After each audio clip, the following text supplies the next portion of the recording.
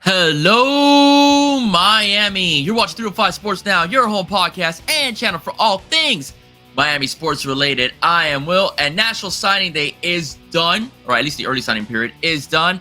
And congratulations to your Miami Hurricanes, as a 247 composite has given the Canes the third best recruiting class in the 2024 cycle. All right, it is amazing the accomplishments that this football team has done, finishing 7-5 and still able to compete with the likes of Ohio State, Georgia, Alabama, etc. So it was a great 3 days for the Canes.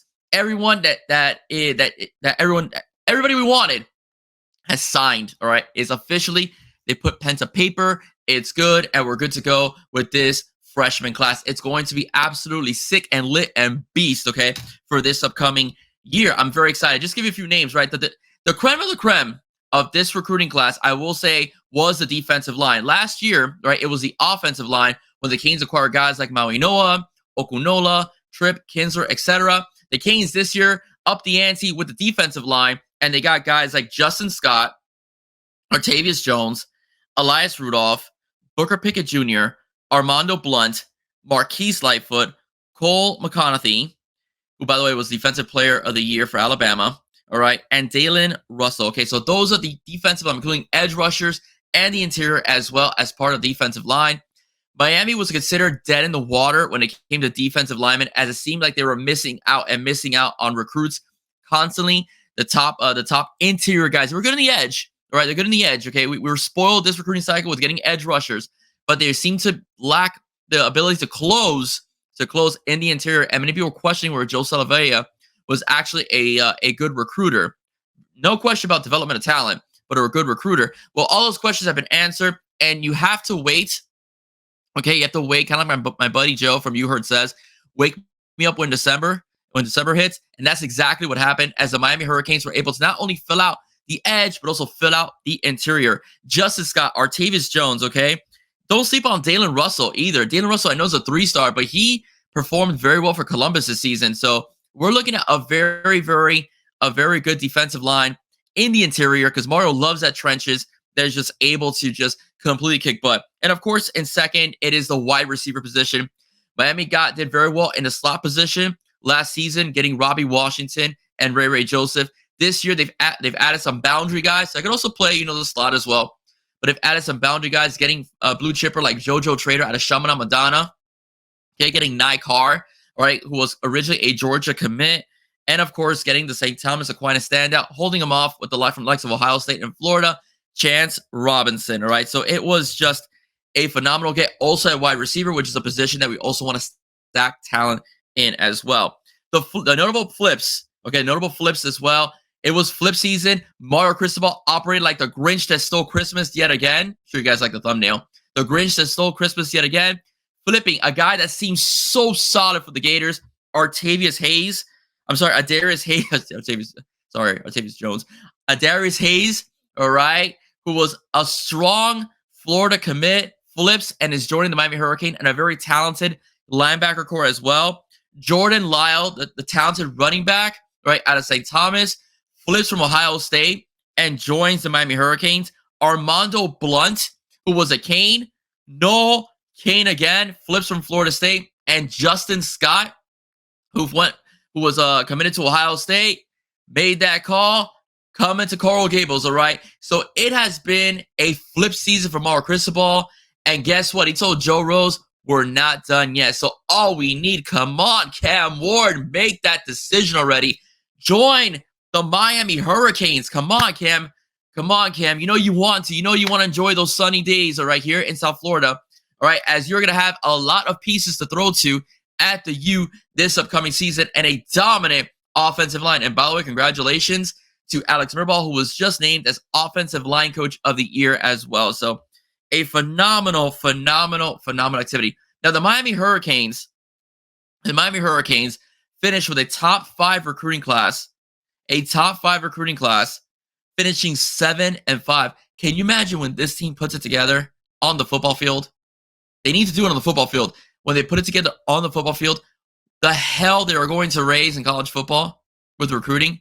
Now, I've said it numerous times. Again, in many cases, stars don't matter. All right, you can't just look at the star. You have to look at the player development as well, and player development as well, so you can see the actual fruits of the team. All right. So, for example, notable 3 stars. I talked about it over the summer. All right, you had pretty much Cam Kitchens was a 3 star. Look what he became as one of the highest rated safeties that's coming out of the NFL draft. All right, as well. You've had notable 3 stars as well, like the quarterback over at Kansas City, right, who's tearing it up, right, as a football player. Okay, 3 star athlete, all right, as well. So you can't just sleep on 3 stars. I do think guys like Ryan Mack, OJ Frederic, Dalen Russell, who are 3 star guys, are going to pan out and contribute greatly to this football team. So all this talk about 3 star you and so on, it doesn't matter because we have guys, right? We have guys that can contribute. Okay, as mentioned as well, Cole McConaughey, 3 star defensive player over at Alabama. He's gonna kill it right from the edge. It reminds me a little bit of JJ Watt when I looked at his huddle video. So we can't sleep on these kids just because they're 3 stars. 3 stars are just guys that are hungry and want to prove themselves, and they will contribute, right, as well. But just an emphasis, okay? A lot of you guys that might listen to this podcast that are not Canes fans laughed at the fact that we were 3 star U. Miami was broke, can't pay anybody. NIL has caught up with them. Who's laughing now? You said all this stuff in the summer, and Miami pulled it off and just snatched even your best players right from under you. Jordan Lau was committed to Ohio State we lost. Okay, we lost Vincent Schaefer's, to Nebraska. That was a conversation that was had. Okay, we lost Kevin Riley. I get it. We lost Kevin Riley to Alabama. That's fine. We picked up Jordan Lau for that. We picked up Jordan Lau. Pretty much the same essential player. We got flipped as well. That's just the way the season works. But a lot of you guys laughed, right, and laughed at us, because 3 star you can't get anybody. What about the tackle position? Who's laughing now? December is where it counts. The winter's where it counts. And these guys are signed. They're not going on anywhere, and they want to be here. So one of the funniest things that I do want to say, and I want to hear, that I just want to say is that, well, Miami pays their players, okay? Miami pays their players. I'll get into that in a minute because I want to go over Jeremiah Smith for a little bit. Not in a negative way, but I want to go over Jeremiah Smith a little bit. Miami pays their players. But before, Miami couldn't pay anybody. That's why they're losing all the David Stones and the LJ McCrays and the Kamarian Franklins. They can't pay anybody. But now we can pay people. We are paying people. But so is Ohio State. So is Georgia. So is Alabama. So is Texas. So is Oregon. Those schools aren't paying anybody? You mean to tell me that Nike money that Phil Knight has, and it's not a shot at Oregon at all. Okay, at all. In fact, it's kind of cool what Dan Lanning's done, with Mario's players over there at Oregon, and the way he's used the transfer portal, and he's continued to recruit. Okay. Oil money from Texas, both A&M and Texas, the University of Texas.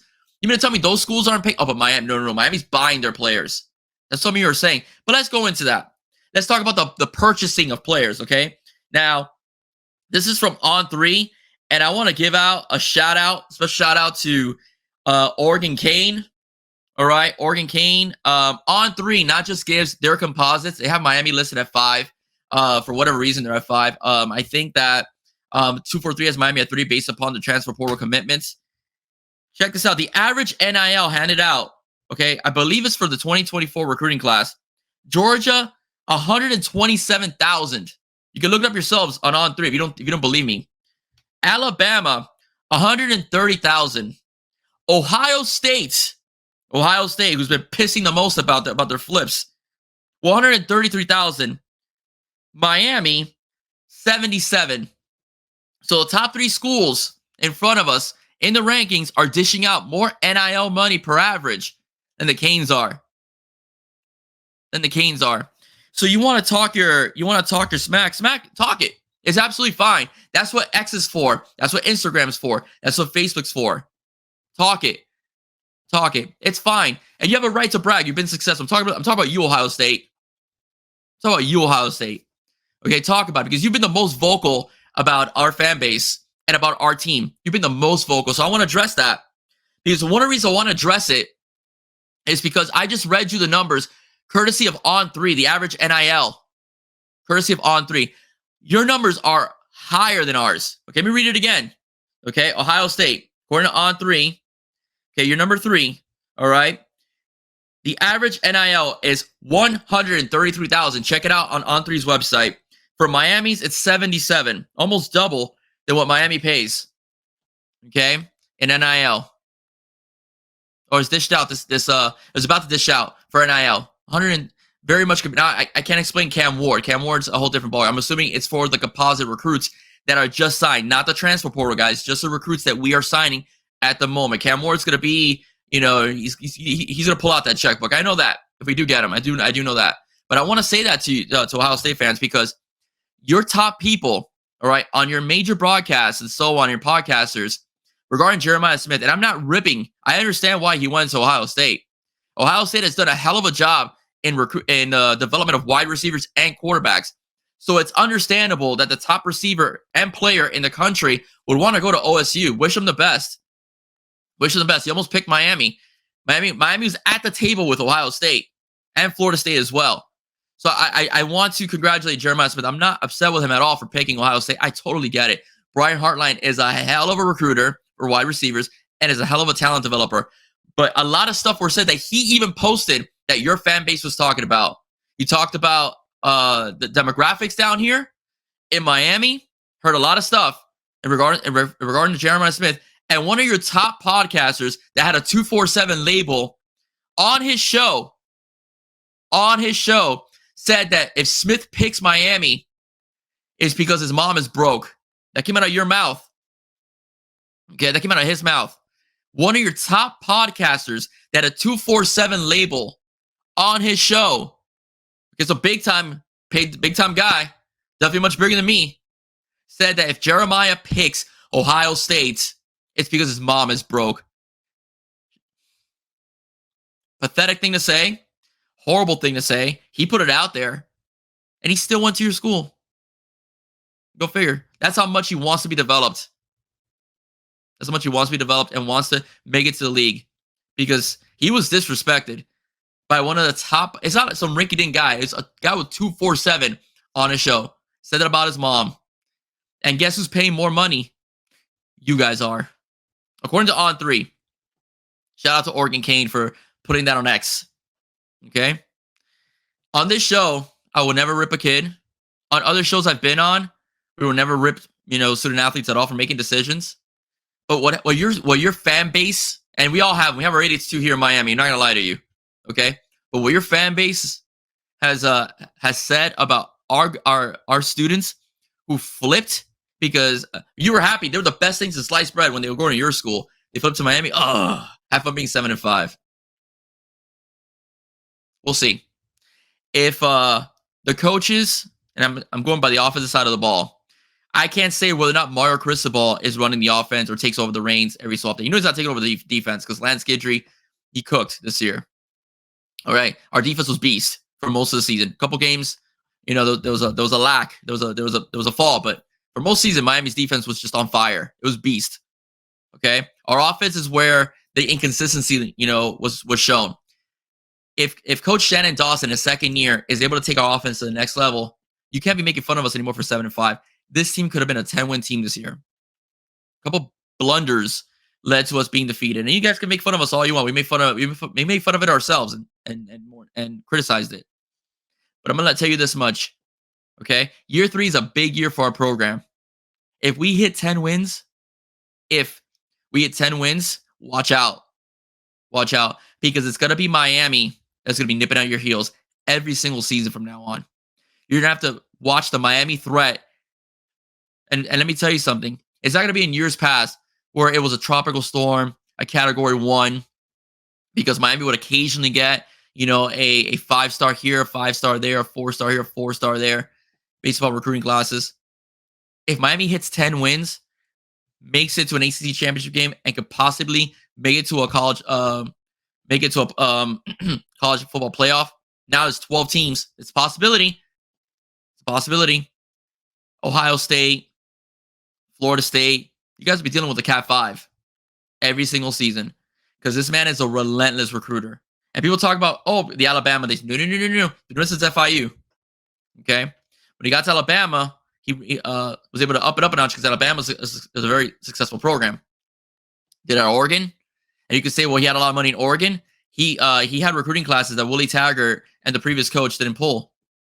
So the one thing about Mario Cristobal, you can say whatever you want about his decision making on the field. That's perfectly legit to criticize, but you can't knock his recruiting skills. And stacking talent is just part of the game. The reason why the Georgias, the Ohio States, the Alabamas, and recently the Clemsons have been so good is because they stacked recruiting classes. I'm not saying, I've always said stars aren't mad at player development, and it's true, but there is a correlation between stacking classes and building championships. So you have to stack classes, and that's exactly what Miami's doing. Back-to-back top 10 classes. It's been a while since the Canes have done that. So talk your smack all you want. Criticize for being 7-5, because if Miami could put it together on the field next season, 7-5 ain't gonna be a worry anymore, because you're gonna get a bunch of kids coming to the U and flipping from you guys. Right, ladies and gentlemen, congratulations to you. Congratulations, Coach Cristobal, and the rest of the staff, once again, for putting in all that work, all that effort, and bringing in a top 5 class to the University of Miami. Everybody, enjoy your Christmas. God bless. Enjoy your festivities. I may or not be on during the week because I'll be with my family, from celebrating also, December 31st, New Year's Eve, etc. Have a great Christmas. God bless. If Cam Ward does sign with the Canes, all right, I will be doing an episode. If not, I'll probably do some shorts here and there of the Heat and Dolphins. Have a good Christmas, guys. Have a good New Year's. Stay safe, guys. God bless. And don't forget to like, share, and subscribe to 305 Sports Now. Have a good one, guys. Bye-bye.